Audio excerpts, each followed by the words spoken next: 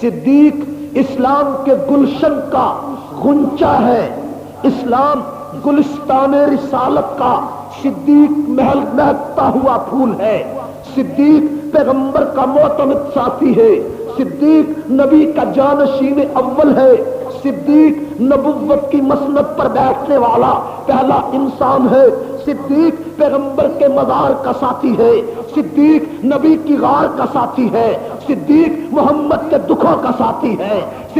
وقال اللہ تبارک و تعالی فی کلامہ المجید والفرقانہ الحمید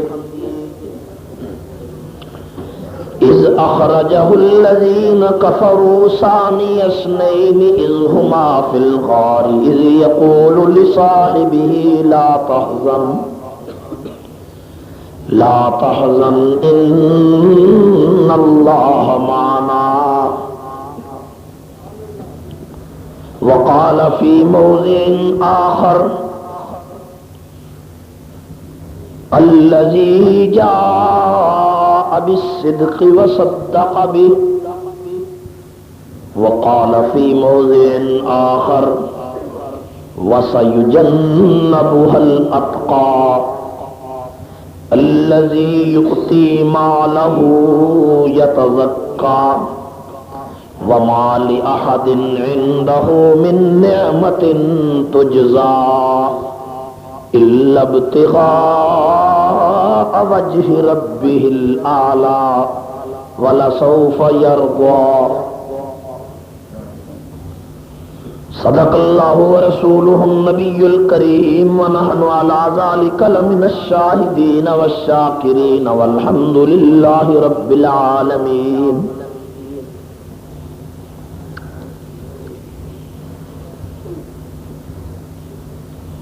جس کو صدیق ذات خدا نے کہا، جس کو صدیق ذات خدا نے کہا اور صدیق ہی مصطفیٰ نے کہا، اس کو صدیق ہی مرتضیٰ نے کہا، یوں ہی صدیق سب اولیاء نے کہا۔ میں بھی کہتا ہوں صدیق صدیق ہے، جو نہ صدیق مانے وہ زندیق ہے۔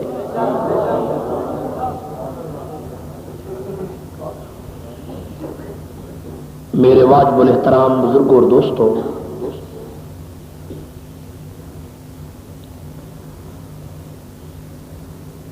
بڑی خوشی کی بات ہے کہ یہ آج کا پروگرام جانشین رسول صلی اللہ علیہ وسلم کے عنوان پر منعقد ہو رہا ہے، اور آپ لوگ حضرت سیدنا صدیق اکبر رضی اللہ تعالی عنہ کے موضوع پر میری معروضات سننے کے لیے تشریف لائے ہیں۔ اگر آپ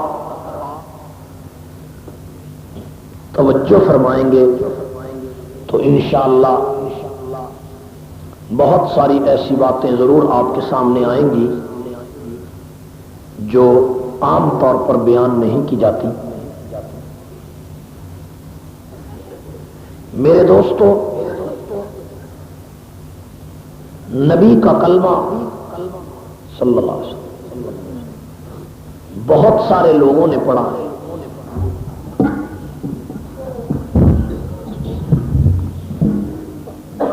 1,44,000 صحابہ نے پڑھا، لیکن جس شان سے کلمہ نبی کا صدیق نے پڑھا اس کی مثال کوئی نہیں۔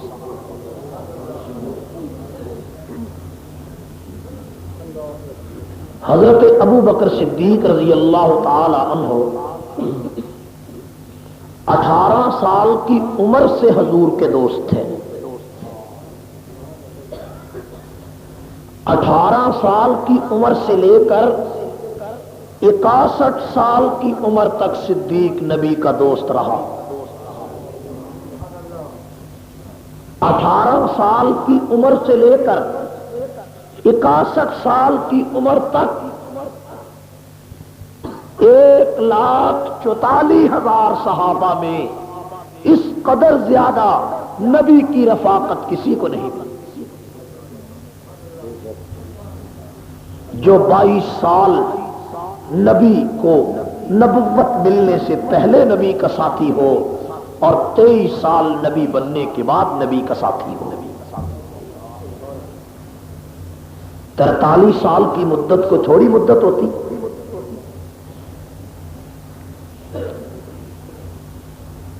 حضور علیہ السلام کا کلمہ حضرت خدیجہ نے پڑھا۔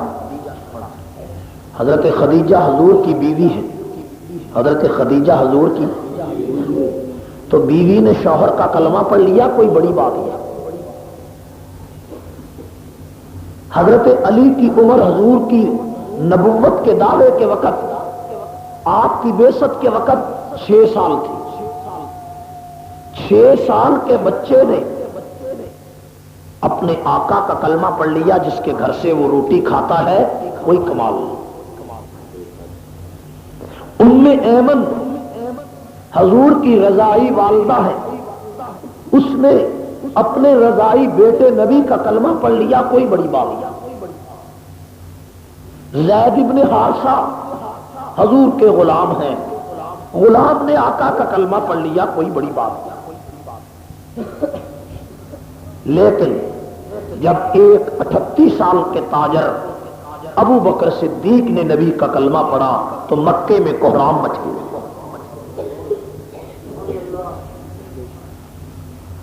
ابو بکر کے کلمہ پڑھنے سے شرک کے ایوانوں میں زلزلہ آیا۔ ابو بکر اسلام کی تاریخ کا وہ درخشندہ ستارہ ہے کہ جس نے نبی کا کلمہ بغیر سوال و جواب کے پڑھا۔ حضرت خدیجہ کے حقیقی بھتیجے حکیم بن حزام کے پاس ابو بکر صدیق بیٹھے تھے کہ ایک لڑکی نے آ کر کہا کہ چچا، تمہاری پھوپھی ختیجہ کہتی ہے کہ میرے شوہر جو محمد ہیں وہ نبی بن گئے ہیں۔ حکیم بن حزام نے کہا اچھا، میری پھوپھی کے شوہر نبی بن گئے ہیں؟ کیسے نبی؟ تو کہنے لگی کہ پھوپھی کہتی ہے کہ جس طرح کے موسیٰ نبی تھے اسی طرح کے میرے شوہر نبی بن گئے ہیں۔ حکیم بن حزام کہتے ہیں کہ میں نے دیکھا ابو بکر تھوڑی دیر کے بعد میری مجلس سے غائب ہو گئے، اور ابو بکر نے جب یہ بات سنی کہ محمد مصطفیٰ نے نبی کا نبوت کا اعلان کر دیا تو ابو بکر جلدی سے نکلے، سیدھے حضور کے گھر گئے اور جا کر کہا کہ اے محمد آپ نبی ہو گئے ہیں؟ تو حضور نے فرمایا ہاں۔ صدیق نے کہا جلدی کرو، مجھے بھی کلمہ پڑھا۔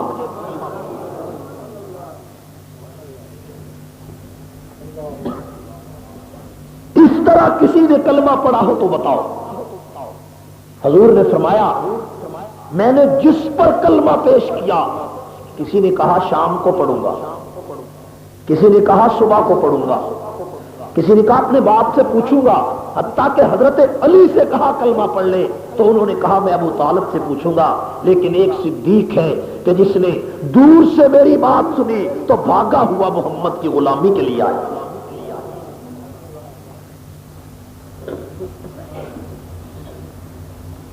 میرے دوستو، ایک بات ضمنی طور پر ذہن میں رکھیں، ابو طالب کے 4 لڑکے تھے۔ ابو طالب کے کتنے لڑکے تھے؟ بعض لوگ غلط فہمی کی بنا پر حضرت ابو طالب کہنے لگ جاتے ہیں اور خواجہ ابو طالب کہتے ہیں اور کہتے ہیں کہ علی نے نبی کی ابو طالب نے نبی کی پرورش کی، یہ کہتے ہیں کہ نہیں؟ لیکن مجھے بڑی حیرانی ہوتی ہے، تاریخ کے اوراق جب پلٹتا ہوں تو دیکھتا ہوں کہ ابو طالب بیچارہ تو خود اتنا کلاش تھا، ایک پاؤں سے معذور تھا، ایک ٹانگ سے معذور تھا، کمائی کر نہ سکتا تھا، 4 اس کے بچے تھے، ایک بچہ فوت ہو گیا تو اپنے 3 بچوں کو اپنے 3 بھائیوں کے پاس چھوڑ دیا، یعنی اپنے ایک بچے عقیل کو حضرت عباس کے پاس بھیج دیا کہ وہاں اس کی پرورش ہو، ایک بیٹے جعفر کو بھیج دیا نوفل کے پاس کہ وہاں اس کی پرورش ہو، ایک بیٹے کو حضور کے پاس یعنی اپنے بھتیجے کے پاس بھیج دیا یعنی علی کو، کہ وہاں اس کی پرورش ہو. جو ابو طالب اپنے بچوں کو روٹی نہیں کھلا سکتا وہ نبی کو روٹی کہاں سے کھلاتا ہوگا. اور 12 سال حضور کی عمر ہے. 12 سال کے یتیم بھتیجے کو کوئی کاروبار کے لیے لے جاتا ہے. اگر چچا کا کاروبار اچھا ہو تو وہ بھتیجے یتیم کو یہ کہتا ہے کہ آؤ میرے ساتھ کاروبار کرو, میرا کاروبار ٹھیک نہیں.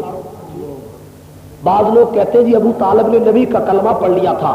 میں سوال کرتا ہوں کہ حضور کا کلمہ جب بھی کوئی کافر پڑھتا اس کا نام مشرکوں والا ہوتا. حضور سب سے پہلے کلمہ پڑھا کر اس کا نام تبدیل کرتے. ابو طالب تو ان کی کنیت تھی, یعنی طالب کے بعد نام ابو طالب کا عبد مناف تھا. اگر ابو طالب نے نبی کا کلمہ پڑھ لیا تو مجھے بتاؤ حضور نے عبد مناف کے نام ابو طالب کا تبدیل کیوں نہیں کیا؟ ابو ہریرہ کا نام عبد شمس تھا. جب انہوں نے حضور کا کلمہ پڑھا تو حضور نے ابو ہریرہ کا نام عبد شمس سے عبداللہ رکھ دیا. اور ذوالبجادین نے کلمہ پڑھا تو حضور نے ان کا نام عبداللہ رکھ دیا. اور ابو بکر نے جب نبی کا کلمہ پڑھا ان کا نام عبد الکعبہ تھا. عبد الکعبہ سے تبدیل کر کے ابو بکر کا نام حضور نے عبداللہ رکھ دیا. اور اگر ان تمام صحابہ کا نام پیغمبر تبدیل کر سکتے ہیں, اگر ابو طالب نے نبی کا کلمہ پڑھ لیا تھا تو بتاؤ عبد مناف سے نبی نے نام تبدیل کیوں نہیں کیا؟ میرے دوستو, صدیق اسلام کی تاریخ کا درخشندہ ستارہ ہے. صدیق وہ ہے, صدیق نے اسلام کی کشتی کو سہارا دیا. صدیق نے اسلام کی کشتی کو, صدیق اسلام کی کشتی کا کھویا ہے. صدیق اسلام کے گلشن کا غنچہ ہے. اسلام گلستان رسالت کا صدیق محل مہکتا ہوا پھول ہے. صدیق پیغمبر کا معتمد ساتھی ہے. صدیق نبی کا جانشین اول ہے. صدیق نبوت کی مسند پر بیٹھنے والا پہلا انسان ہے. صدیق پیغمبر کے مزار کا ساتھی ہے. صدیق نبی کی غار کا ساتھی ہے. صدیق محمد کے دکھوں کا ساتھی ہے. صدیق پیغمبر کے رشتوں کا ساتھی ہے. صدیق پیغمبر علیہ السلام کے سے 18 سال کی عمر کا ساتھی ہے. صدیق مکے میں بھی نبی کا ساتھی ہے. صدیق مدینے میں بھی نبی کا ساتھی ہے. صدیق پیغمبر کے ساتھ جگہ جگہ پر جاتا ہے. ہر جنگ میں صدیق نبی کا ساتھی ہے. اور 1400 سال ہو گئے, آج غار میں بھی صدیق, آج مزار میں بھی صدیق نبی کا ساتھی. آج مجھے بڑے افسوس کی بات سے, افسوس سے یہ کہنا پڑتا, آج ہم اسلام کے اس پہلے خلیفہ ابو بکر کو ابو بکر کہتے ہیں, لیکن اکثر لوگوں کو یہ بھی پتا نہیں کہ ابو بکر کو ابو بکر کہا کیوں جاتا. ٹھیک ہے, یہ بھی پتا نہیں. اور ابو بکر کا اپنا نام کیا ہے؟ ابو بکر صدیق کا اپنا نام ہے عبداللہ. کیا نام ہے؟ والد کا نام عثمان. والدہ کا نام کوئی نہیں. ابو بکر کا اپنا نام, والد کا نام, والدہ کا نام سلمہ بنت سخر. کیا نام ہے؟ سلمہ بنت سخر. والدہ کا نام ہے سلمہ. اپنی کنیت ابو بکر یعنی بکر کے باپ. والد کی کنیت ابو قحافہ, والدہ کی کنیت ام الخیر. ابو بکر کو ابو بکر کیوں کہتے ہیں؟ ابو بکر صدیق کی 4 بیویاں تھیں. بڑی بیوی کا نام ہے قتیلہ بنت عبد العزیٰ. دوسری بیوی کا نام ہے حبیبہ بنت خارجہ. تیسری بیوی کا نام ہے زینب ام رومان.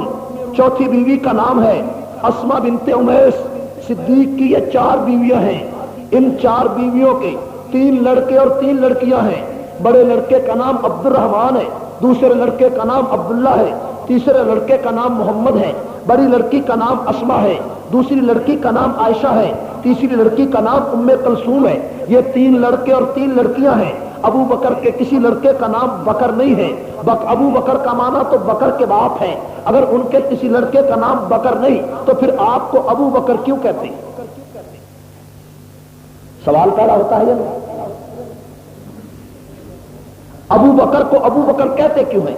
آج کسی رافضی کے بچے سے سوال کرو، وہ تمہیں 12 اماموں کا نام بتائے گا، لیکن کسی سنی کے بچے کو اپنے امام کے نام کا بھی پتہ نہ ہو، اپنے خلیفہ کے نام کا بھی پتہ نہ ہو، اپنے خلیفہ کے لقب کا بھی پتہ نہ ہو، تو کتنے افسوس کی بات ہے۔ آؤ میں تمہیں یہ بھی عقدہ حل کر کے آگے چلتا ہوں۔ ابو بکر صدیق رضی اللہ تعالیٰ عنہ نے اسلام لانے سے پہلے، اسلام قبول کرنے سے پہلے ایک لڑکی سے نکاح کیا تھا جس کا نام تھا ام بکر یعنی بکر کی ماں۔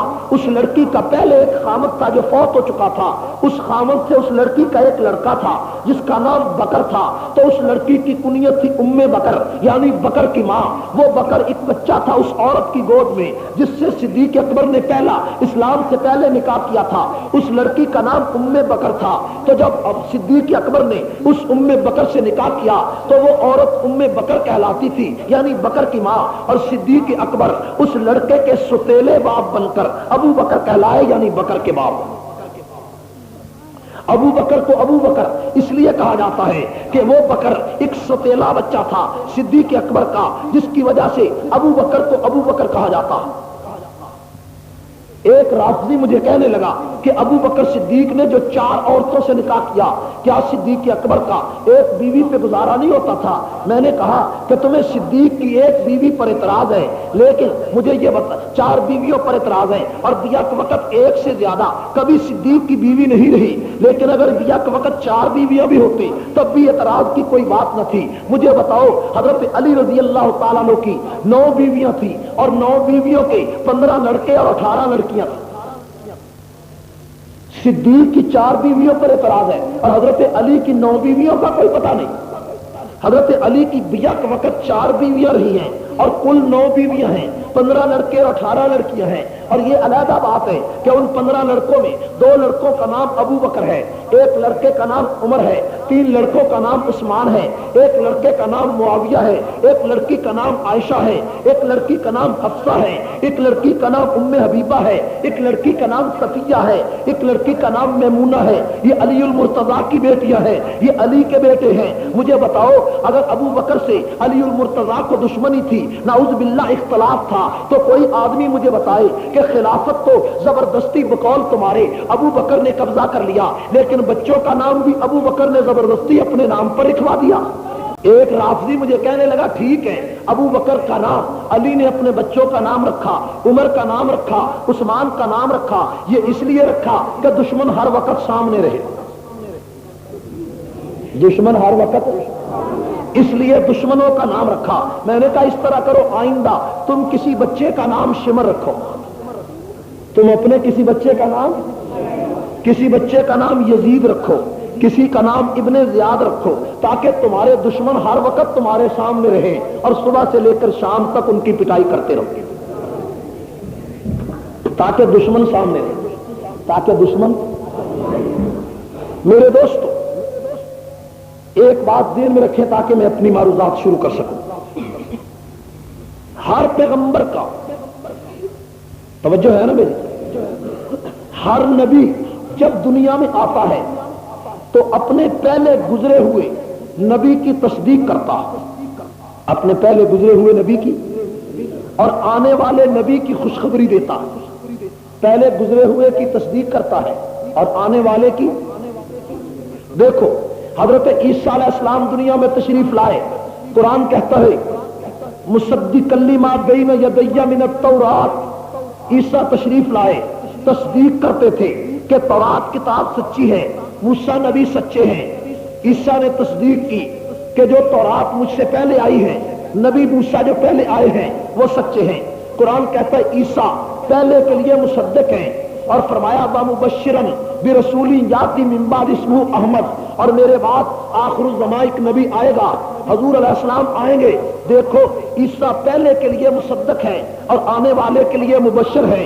عیسیٰ نے پہلے کے لیے تصدیق کی اور آنے والی کے لیے آنے والے کے لیے خوشخبری دی. ہر پیغمبر کی یہ سنت ہوتی ہے. جب حضور دنیا میں تشریف لائے حضور نے 1,44,000 نبیوں کی تصدیق کی. حضور 1,44,000 نبیوں کے مصدق بنے, ان کی کتابوں کے مصدق بنے, لیکن حضور کسی نبی کے مبشر نہیں بنے. کیوں؟ حضور کے بعد کسی نبی نے آنا نہیں تھا. جب آنا نہیں تھا تو مبشر کس کے لیے پیغمبر بنتا؟ لیکن جب اگر حضور کسی کے لیے مبشر ہوتے, حضور کے بعد کسی نے نبی آنا ہوتا, تو پھر وہی نبی آ کر حضور کی تصدیق کرتا. تو معلوم ہوا جب حضور کسی کے مبشر نہ بنے تو حضور کے لیے کوئی نبی مصدق بن کر نہ آیا. لیکن اللہ کی یہ عادت ہے کہ جو بھی نبی پہلے گزر جائے اس کی تصدیق کرنے والا بعد میں ضرور آتا ہے. اس کی تصدیق کے لیے کوئی آدمی ضرور آتا ہے. لیکن حضور کے لیے مشیت میں فیصلہ ہو چکا تھا. جب حضور کے بعد کسی نبی نے آنا نہیں تو حضور کے لیے مبشر کون بنتا؟ حضور کے لیے مصدق کون بنتا جو بعد میں آ کر کہتا کہ یہ محمد سچا نبی ہے؟ تو خدا نے اپنے پیغمبر کے بعد کسی نبی کو تو نہ بھیجا, لیکن ایک ایسے انسان کو بھیج دیا کہ جو پیغمبر کی تصدیق کرے, اور اس کو بھیجا جس کے بارے میں قرآن نے کہا الذی جاء بالصدق وصدق بہ, کہ محمد سچائی لایا اور تصدیق کرنے والا صدیق بھی محمد کے ساتھ آیا. یہی وجہ ہے, ذرا توجہ کریں, اسی وجہ سے حضرت ابو حذیفہ پیغمبر کے صحابی ہیں, انہوں نے اس راز کو پا لیا. انہوں نے فرمایا الصدیق قام مقام الانبیاء, صدیق نبیوں کی جگہ پر کھڑا ہے جو نبوت کی تصدیق کرتا ہے. صدیق اس مسند پر بیٹھا ہے کہ جس مسند پر نبی بیٹھا کرتے ہیں. اسی لیے صدیق کا لقب ہے جانشین رسول اللہ. صدیق کا لقب کیا ہے؟ جانشین.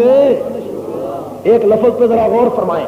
حضور نے غار میں فرمایا تھا ان اللہ معنا, اے ابو بکر ہمارا خدا ہمارے ساتھ ہے. یعنی حضور نے ابو بکر کو اپنے ساتھ ملایا اور خدا کو بھی اپنے ساتھ ملایا. یعنی ابو بکر سے فرمایا ابو بکر تو اور میں اور خدا تینوں ایک ہیں, تینوں ایک ہیں. فرمایا ان اللہ معنا, ہم تینوں ایک ہیں. مفسرین کہتے ہیں دیکھو یہ تینوں ایک کیسے ہوئے کہ صدیق کو لقب ایسا ملا کہ تینوں اس میں آ گئے ہیں. صدیق کو لقب ملا جانشین رسول اللہ. دیکھو جانشین صدیق ہے, رسول محمد مصطفیٰ ہیں, اللہ ساتھ ہے. فرمایا ان اللہ معنا, ابو بکر قیامت تک تو جانشین رسول اللہ رہے گا, تیرا ساتھ, تیرے ساتھ خدا بھی رہے گا, رسول بھی رہے گا.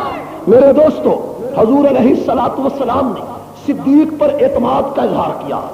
حضور نے صدیق پر اعتماد کا اظہار کیا یا نہیں کیا؟ ایک آدمی کہنے لگا اعتماد پر اچھا اظہار کیا کہ بستر تو حضور نے علی کو دے دیا. بستر تو حضور نے کس کو دے دیا؟ بستر تو حضرت علی کو دے دیا. اور جس کو بستر ملے, جس کو نبی کا سامان ملے, جس کو لوگوں کی امانتیں ملے, اس کو تم کہتے ہو کہ وہ چوتھے نمبر پر خلیفہ. جس کو نبی کا سامان مل گیا, نبی کا بستر مل گیا, اس کو تو پہلا خلیفہ ہونا چاہیے.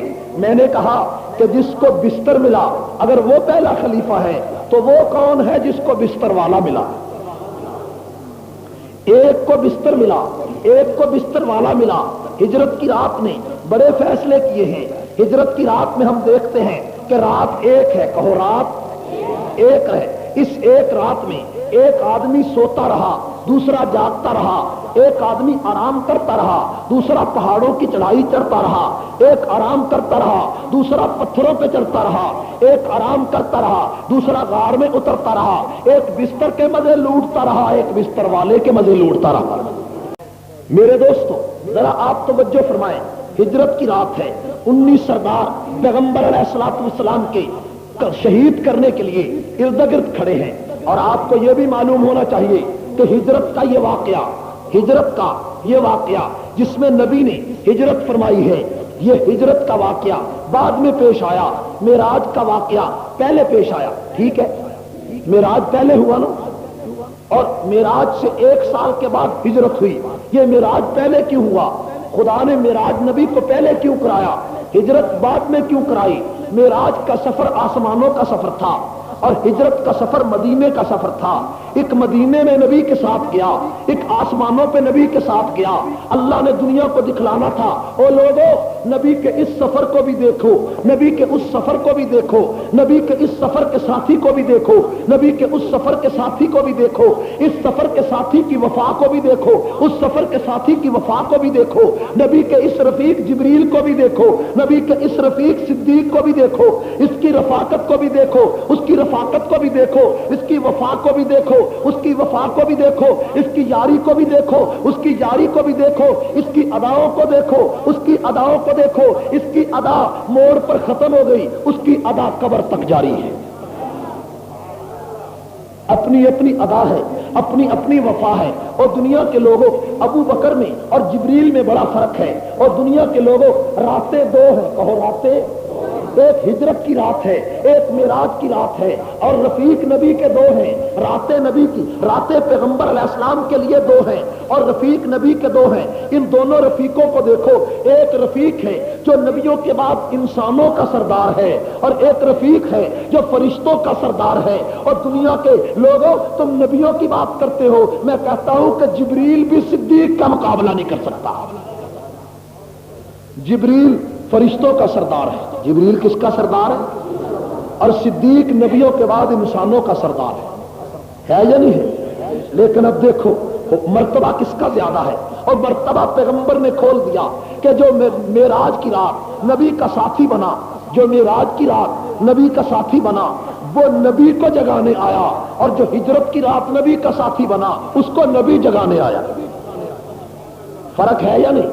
جو معراج کی رات نبی کا ساتھی بنا وہ نبی کو جگانے آیا، اور جو ہجرت کی رات نبی کا ساتھی بنا اس کو نبی جگانے آیا، اور جو معراج کی رات نبی کا رفیق بنا اس نے جب پیغمبر کو سواری کی ضرورت پڑی تو وہ جبریل براق لینے چلا گیا اور براق نبی کو پیش کر دی کہ اس براق پہ سوار ہو جائیں۔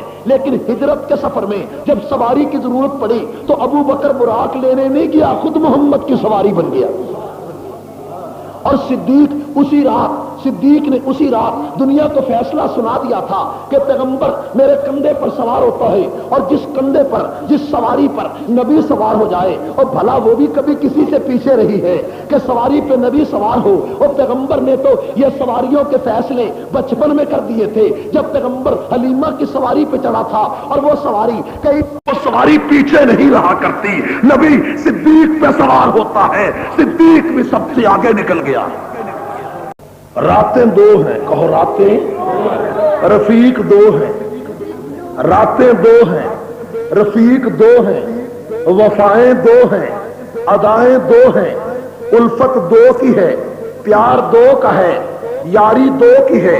ان دونوں کو دیکھو، ایک موڑ کی یاری ہوتی ہے، ایک توڑ کی یاری ہوتی ہے۔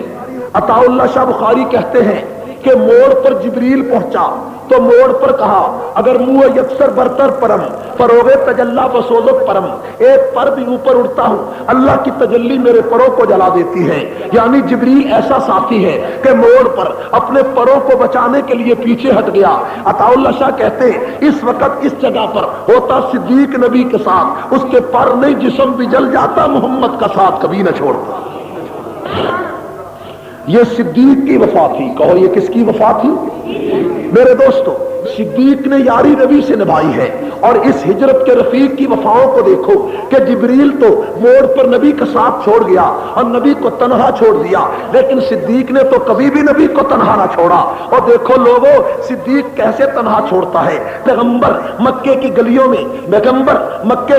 میں صدیق نبی کے ساتھ ہے، نبی پتھر کھا رہا ہے، صدیق نبی کے ساتھ ہے، پیغمبر کا چہرہ زخمی ہے، صدیق نبی کے ساتھ ہے، نبی پہاڑ کی چوٹی پر ہے، صدیق نبی کے ساتھ ہے، نبی غار میں اترتا ہے، صدیق نبی کے ساتھ ہے، پیغمبر ام معبد کے خیمے میں جاتا ہے، صدیق نبی کے ساتھ ہے، نبی دودھ دھوتا ہے، صدیق نبی کے ساتھ ہے، نبی دودھ پیتے ہیں، صدیق نبی کے ساتھ ہے، پیغمبر سواری پہ سوار ہے، صدیق نبی کے ساتھ ہے، اور پیغمبر مسجد قباء میں ہے، صدیق نبی کے ساتھ ہے، پیغمبر ابو ایوب انصاری کی جھونپڑی میں ہے، صدیق نبی کے ساتھ ہے، نبی بدر میں ہے، صدیق بدر میں ہے، پیغمبر احد میں ہے، صدیق احد میں ہے، نبی خیبر میں، صدیق خیبر میں، نبی خندق میں، صدیق خندق میں، نبی تبوک میں، صدیق تبوک میں، نبی علیہ السلام صلح حدیبیہ میں، صدیق صلح حدیبیہ میں، پیغمبر فتح مکہ میں، صدیق فتح مکہ میں، نبی ذوالعشیرہ میں، صدیق ذوالعشیرہ میں، نبی ابوا میں، صدیق ابوا میں، پیغمبر عرفات میں، صدیق عرفات میں، نبی مزدلفہ میں، صدیق مزدلفہ میں، نبی صفا مروہ میں، صدیق صفا مروہ میں، نبی عمرے میں، صدیق عمرے میں، پیغمبر حج پہ، صدیق حج پہ، نبی رشتے میں، صدیق رشتے میں، نبی مسکرانے میں، صدیق مسکرانے میں، اور پیغمبر رشتہ لینے میں، صدیق رشتہ دینے میں۔ اور آج اتنا 1400 سال ہو گئے، صدیق قبر میں بھی آج محمد کے ساتھ ہے۔ میرے دوستو، صدیق نبی کے ساتھ ہے، کہو صدیق نبی کے، صدیق ہر جگہ نبی کے ساتھ ہے۔ وفاؤں کو دیکھو، اداؤں کو دیکھو، پیار کو دیکھو، محبت کو دیکھو، الفت کو دیکھو۔ تم کہتے ہو بستر علی کو ملا، توجہ کرے ذرا، تم کہتے ہو بستر علی کو ملا، میں کہتا ہوں مجھے بتاؤ ہجرت کی رات ہے۔ اب ذرا توجہ کریں، کہو ہجرت کی، اس ہجرت کی رات میں حضور نے فرمایا علی یہ میرا بستر ہے، علی یہ میرا، اس بستر پر تم نے سونا ہے۔ ہجرت کی رات ہے، 19 سردار تلواریں لے کر باہر کھڑے ہیں، نبی کو شہید کرنے کا پروگرام ہے، پیغمبر اندر ہیں، دشمن باہر ہے۔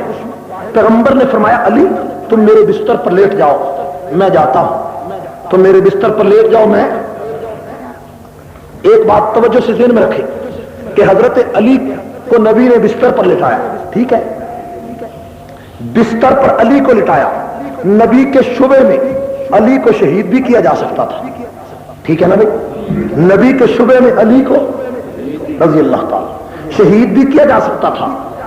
اگر علی نے نبی کے بعد خلیفہ بننا ہوتا تو جس کو شہید کیے جانے کا شبہ تھا اس کو نبی شہید کیے جانے کے لیے بستر پر سلا کر جاتا؟ نہیں، بات نہیں میری سمجھے۔ جس نے خلیفہ بننا اگر علی نے پہلا ہوتا تو نبی اس کو بستر پر سلا کر جاتا کہ میرے شعبے میں بے شک شہید کر دیا جائے، اور جس نے خلیفہ بعد میں بننا تھا اس کو پیغمبر مکے چھوڑ نہیں گیا بلکہ ساتھ لے گیا، اس کو نبی چھوڑ نہیں گیا بلکہ تاکہ میرے ساتھ رہے، تاکہ میرے دوستو علی سے فرمایا میرے بستر پر لیٹ جاؤ، علی بستر پر لیٹ گئے۔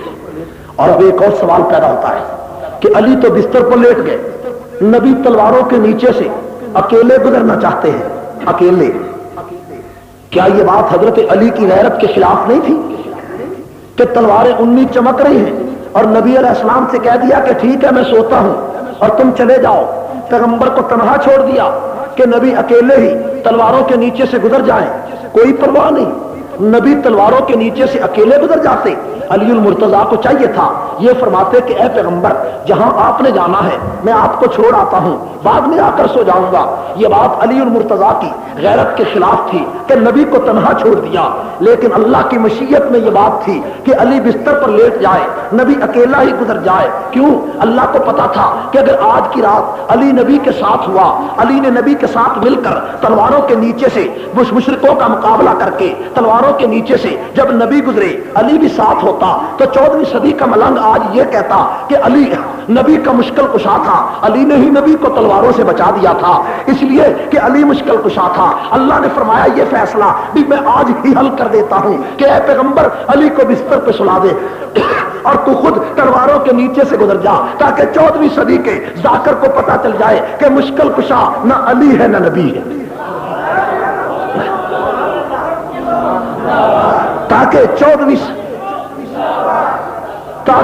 14ویں صدی کے ملنگ کو پتا چل جائے کہ مشکل کشا نہ علی ہے نہ نبی ہے، مشکل کشا نہ علی ہے نہ نبی ہے، مشکل کشا وہ خدا ہے جو علی کو بستر پہ سلا کر بچاتا ہے، نبی کو تلواروں کے نیچے سے بچاتا ہے۔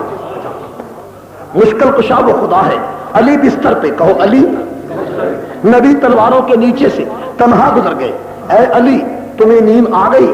ہجرت کی رات پیغمبر کو تنہا چھوڑ کر نیند آ گئی؟ اے علی بتائیے آپ کو نیند آ گئی؟ فرمایا ہاں، جتنی نیند آج کی رات آئی زندگی میں کبھی آئی نہیں۔ کیوں؟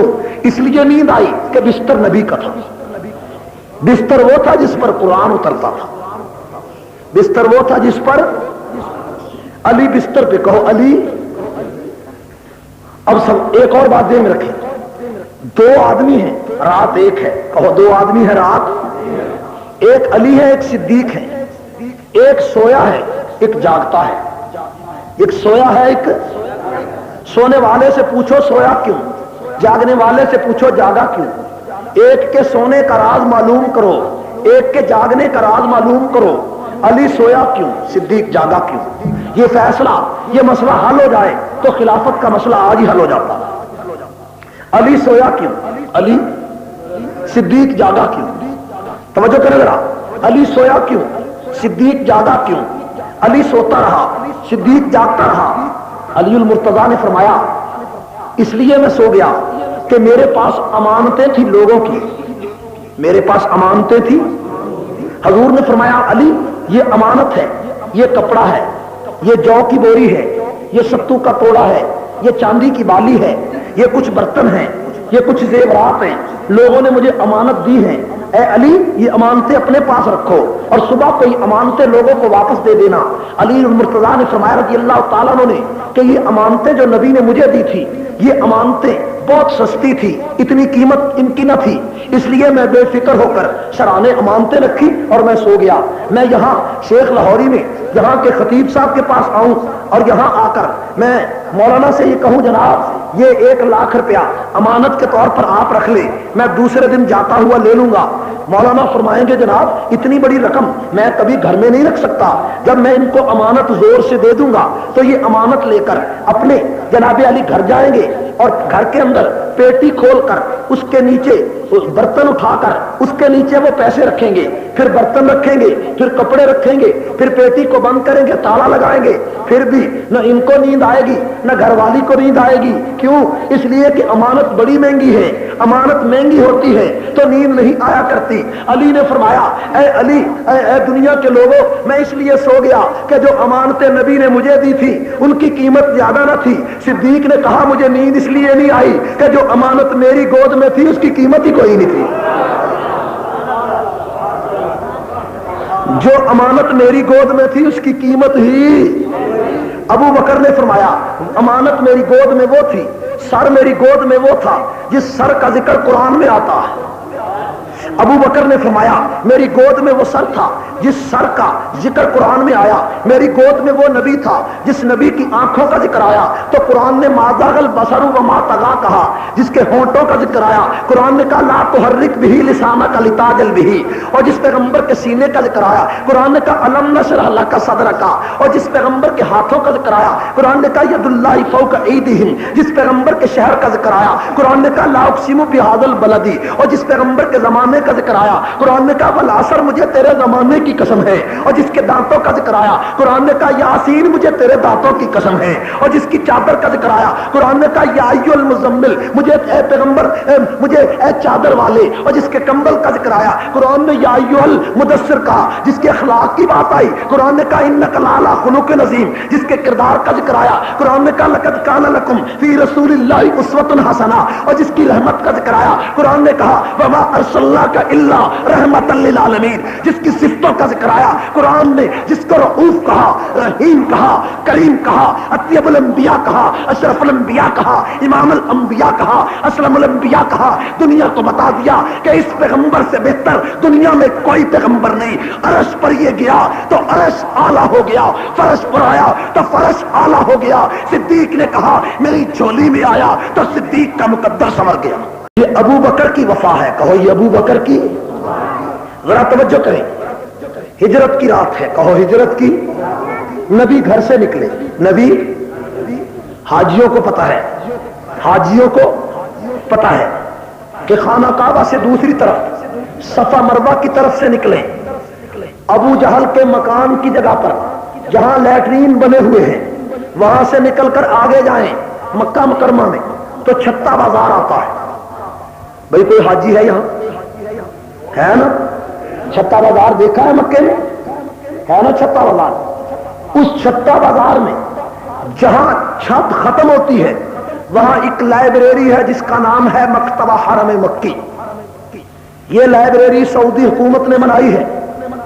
جہاں پر یہ لائبریری ہے ہجرت کی رات یہی نبی کا گھر تھا. جہاں یہ لائبریری ہے ہجرت کی رات یہی نبی کا.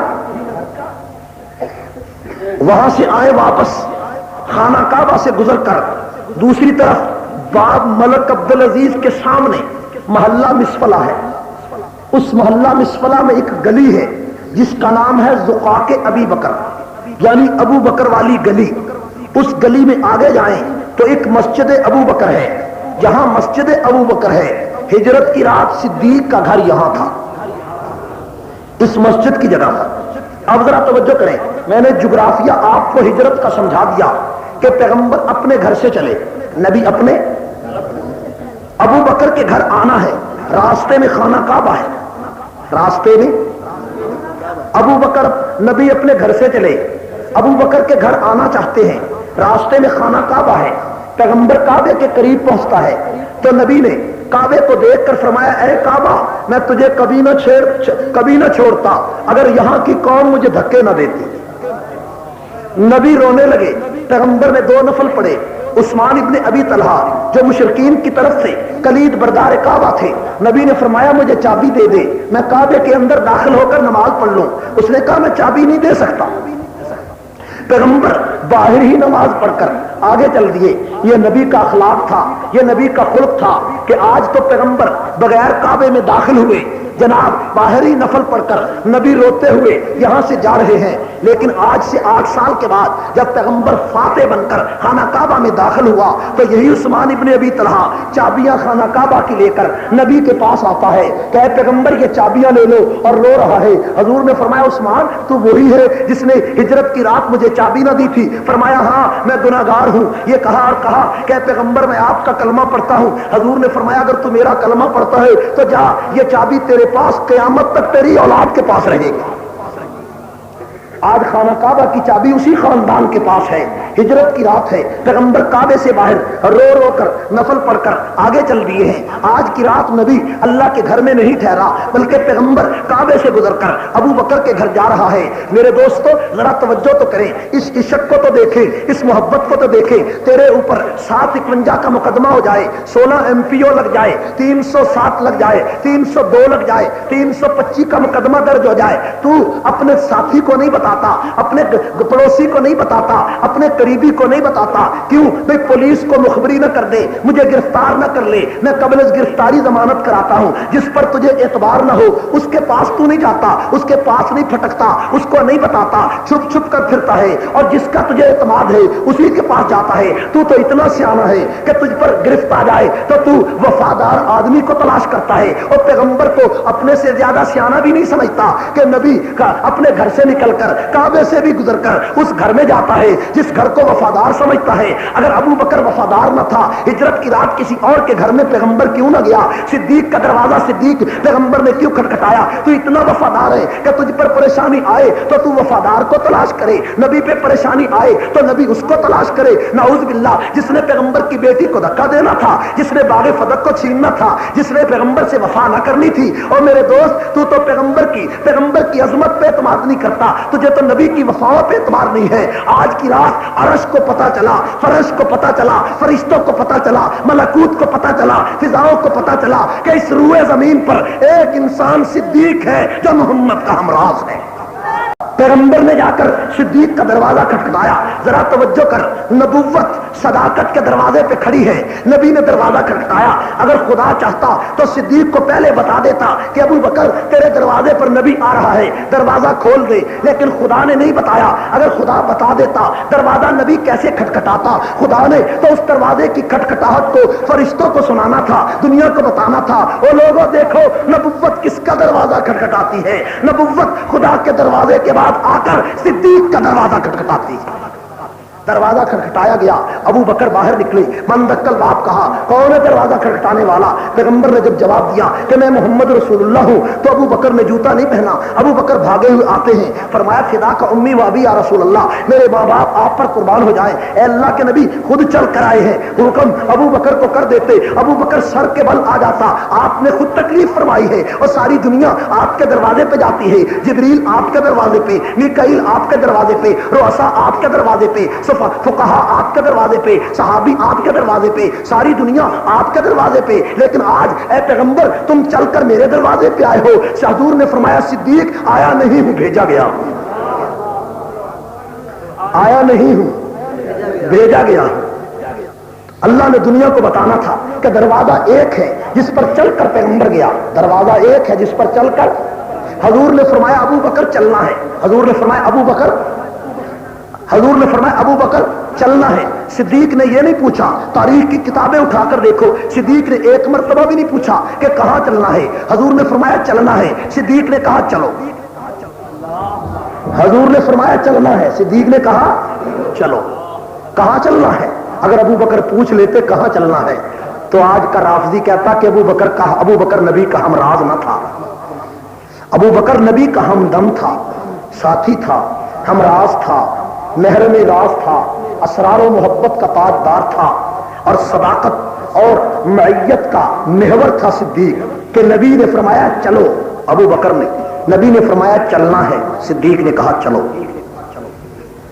دیکھو ذرا توجہ کریں، اپنے تصور کو ایک لمحے کے لیے ہجرت کی اس کالی رات میں لے چلیں جو کالی رات تھی، نبی کو تلاش کرنے کے لیے سارے مشرک پھر رہے تھے، لیکن پیغمبر ابو بکر کو ساتھ لے کر ابو بکر کے گھر سے نکلتے ہیں، گھر سے نکلے، 1 فرلانگ 2 فرلانگ 1 میل کا فاصلہ طے کیا ہوگا کہ صدیق سے رہا نہ گیا۔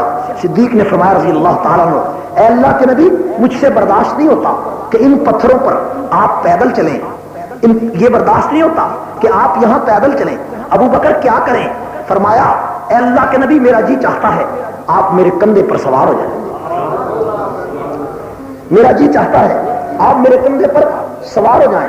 جب صدیق نے یہ بات کہی، جھانک کے پڑھے لکھے اور باشعور لوگوں اب ذرا توجہ کریں، واقعہ ہجرت کا آپ کو اور بھی علماء نے سنایا ہے، سناتے ہیں، میں تفصیلی واقعہ عرض نہیں کرنا چاہتا، لیکن اس بات پر ذرا توجہ فرمائیں کہ ابو بکر صدیق رضی اللہ تعالیٰ عنہ نے حضور سے عرض کیا، اے اللہ کے نبی میرا جی چاہتا ہے آپ میرے کندھے پر سوار ہو جائیں، آپ میرے کندھے پر۔ صدیق نے فرمایا نا، اب حضور نے آگے سے کیا جواب دیا؟ حضور نے فرمایا ٹھیک ہے، بڑی قابل غور بات ہے، حضور نے فرمایا ٹھیک ہے، لیکن فتح مکہ کے دن ایک روایت کے مطابق حضرت علی المرتضیٰ شیر خدا رضی اللہ تعالیٰ عنہ نے جب یہ فرمایا تھا کہ اے پیغمبر آپ میرے کندھے پر سوار ہو جائیں اور خانہ کعبہ کے 360 بت گرائیں، ایک روایت کے مطابق، تو حضور نے فرمایا علی تو نبی کا بوجھ نہیں اٹھا سکتا۔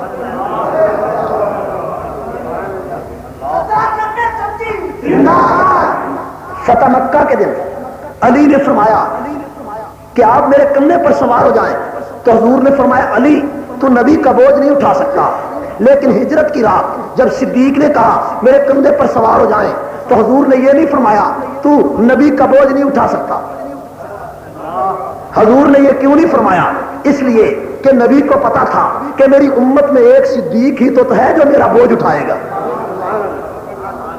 ایک صدیق ہی تو ہے جو میرا بوجھ اٹھائے گا، اور دنیا کو آج کی رات بتا دیا گیا، اور لوگوں دیکھو جو نبی کے جسم کا بوجھ اٹھاتا ہے وہی کل کو نبی کی خلافت کا بوجھ اٹھاتا ہے۔ ابو بکر نبی کو اپنے کندھے پر اٹھا کر پہاڑوں کی چڑھائی چڑھ رہے ہیں، پہاڑوں کی۔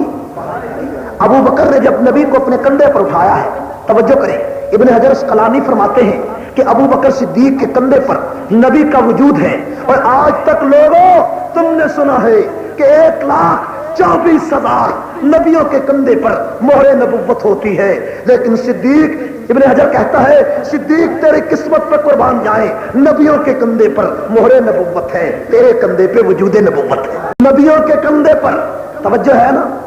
نبیوں کے کندھے پر مہر نبوت ہے، صدیق کے کندھے پر وجود نبوت ہے، صدیق نبوت کو لے کر جاتا ہے۔ صدیق کس کو لے کر جاتا ہے؟ جب صدیق کے کندھے پر نبوت کا وجود تھا تو اب مجھے بتاؤ، جو یہ کہتے تھے کہ علی کے حصے میں بستر آیا، اب بتاؤ صدیق کے حصے میں کیا آیا؟ ابو بکر نبی کو لے کر جا رہے ہیں۔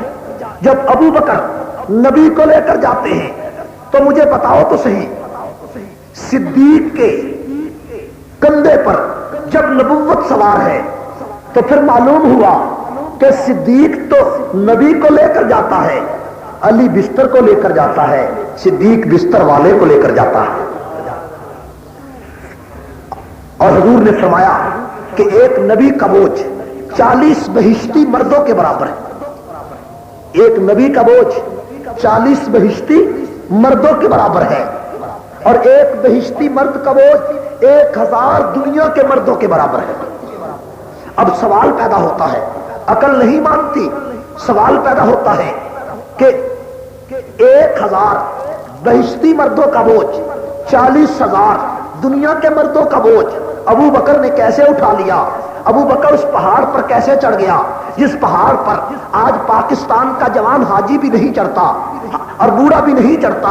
کیوں؟ پہاڑ کی اونچائی بہت ہے۔ اس پہاڑ پر ابو بکر ہجرت کی رات، جب پہاڑ کا راستہ کوئی نہ تھا، جب سیڑھیاں پہاڑ کی کوئی نہ تھی، جب ہاتھ کو ہاتھ نظر نہ آتا تھا، اس رات میں صدیق 40,000 مردوں کا بوجھ لے کر کس طرح پہاڑ کی چوٹی پر چڑھ گیا؟ بھئی صدیق بھی تو پیغمبر سے 2 سال عمر میں کم تھے، اتنے بڑے، اتنا بڑا، اتنی عمر کم، اتنی زیادہ کم عمر نہ تھی۔ ابو بکر پیغمبر کے تقریباً ہم عمر بنتے ہیں، اور ہم عمر انسان 40,000 مردوں کا بوجھ لے کر پہاڑ کی چوٹی پر کیسے چڑھ گیا؟ میں نے حیران ہو کر پوچھا، آپ نے حیران ہو کر دیکھا، ساری دنیا محو تماشا ہو گئی کہ 40,000 مردوں کا بوجھ ایک مرد کیسے اٹھاتا ہے۔ لیکن جب صدیق سے فضائے ملکوت نے یہ سوال کیا تو صدیق نے بڑی عجیب بات کہی زبان حال سے۔ صدیق نے کہا کہ جب محبوب ساتھ ہوتا ہے نہ رات کا پتہ چلتا ہے نہ بوجھ کا پتہ چلتا ہے۔